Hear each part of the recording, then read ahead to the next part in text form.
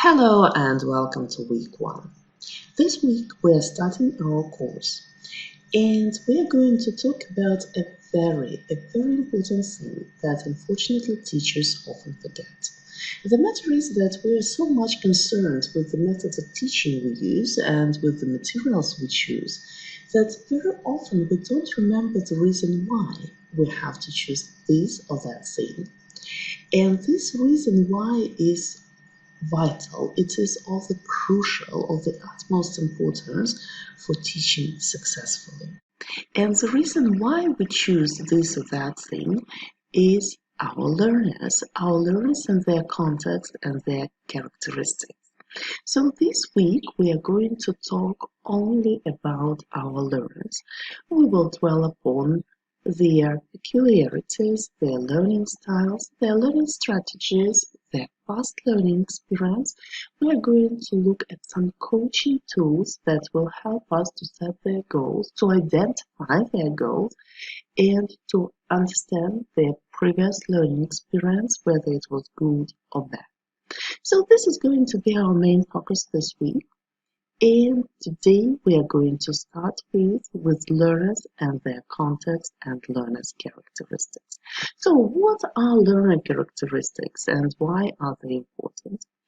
These are the peculiarities of a person that make them learn some things in a special way.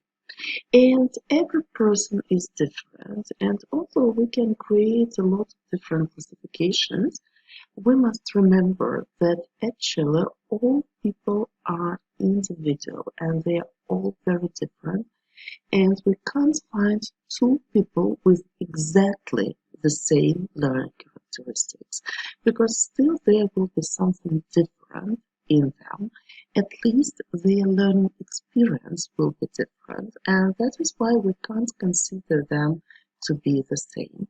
And when we have to teach group, this group is not actually something homogeneous. This is a collection of individuals with their own characteristics.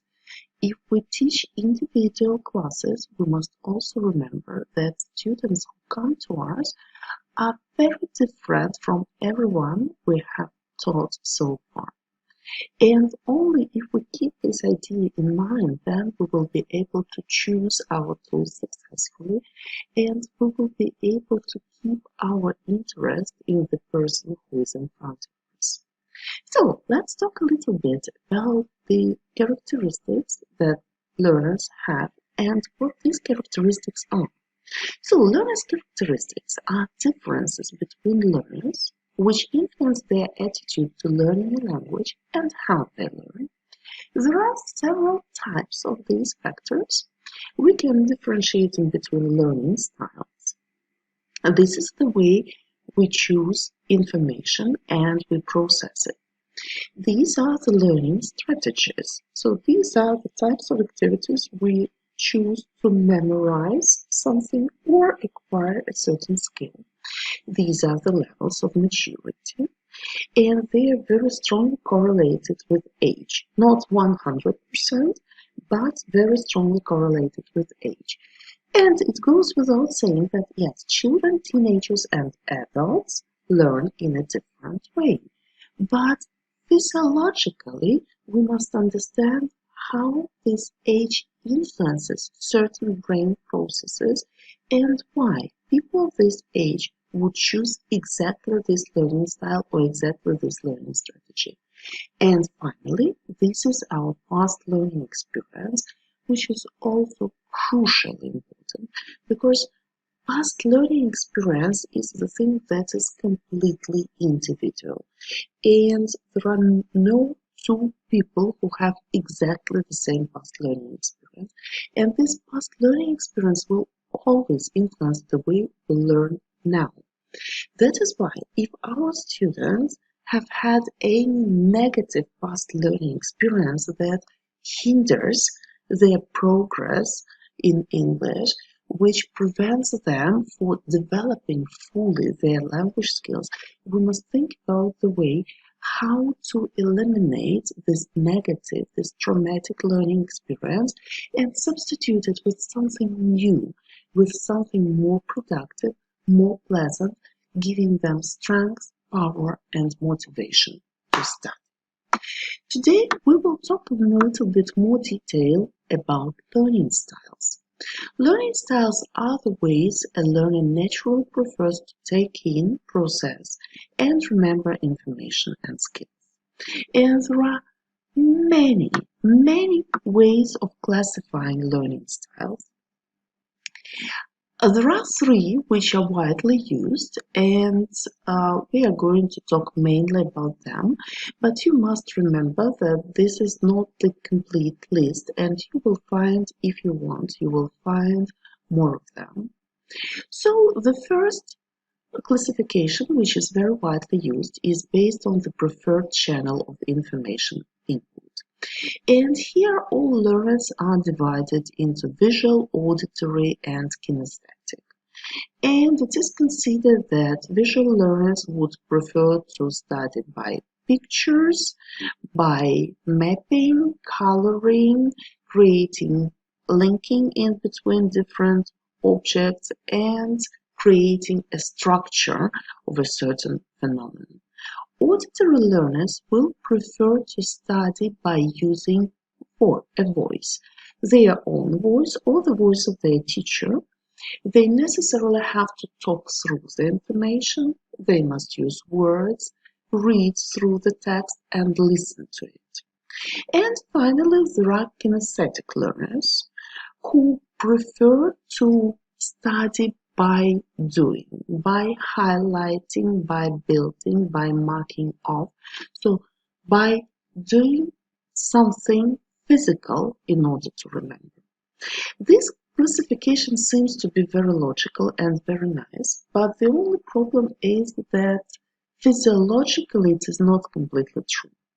The matter is that our brain never uses one single channel of information input. Usually our brain tends to choose the main channel, which is easier for processing the information, but at the same time there is always another channel which will serve as an assistant measure, as an assisting tool.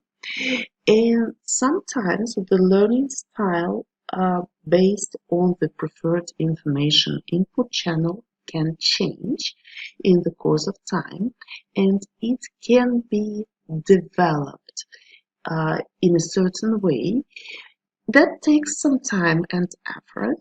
That is not easy, but in general it is possible. So although this classification sounds very nice and we can use it, we can rely upon it, we must remember that it is not a 100% true principle.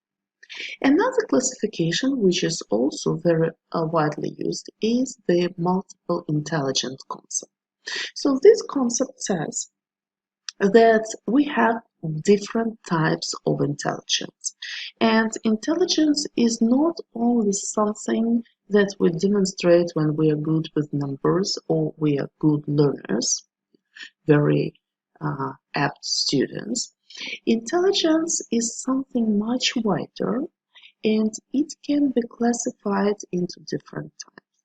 For example, there are people who have mathematical intelligence. So this is the intelligence, so it is actually called logic mathematical. This is the situation when people are smart in dealing with numbers. There are people who have, let's say, naturalistic intelligence. They can perceive nature well, and they really live as a part of the nature.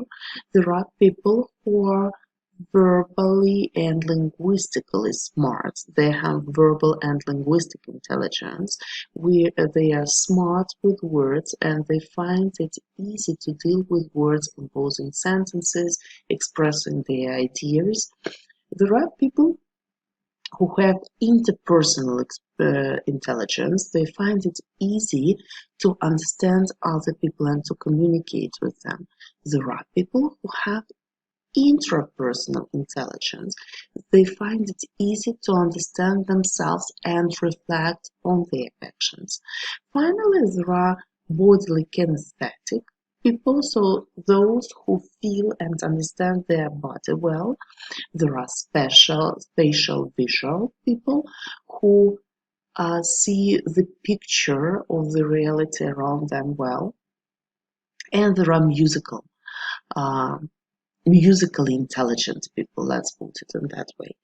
So there are sometimes we also differentiate in between emotional intelligence, which is a very popular concept now.